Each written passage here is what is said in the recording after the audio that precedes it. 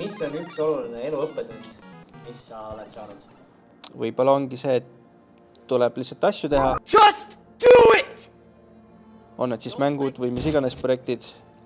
Ja ka teine väga oluline punkt on, et neid mitte lihtsalt endale sahtlisse teha, vaid need ka nähtavaks teha. Well, show me what you got. On need siis mis iganes, jagad sotsiaalmeedias, jagad kuskil Discordi grupis, esitled koolis, käid kuskil üritustel näitamas, ehk tee midagi ja tee see miski nähtavaks. Ja mis värk see Discord on?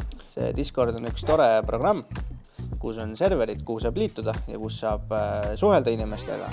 Näiteks Eesti mänguarendajatel on olemas oma Discordi server, kus jagatakse informatsiooni ürituste kohta, uute mängude kohta, sealt käivad läbi ka tööpakkumised, küsitakse tiimiliikmeid endale juurde, räägitakse ka niisama üldist juttu mänguarendusest ja muidugi saab seal kõike küsida ja inimesi on seal palju.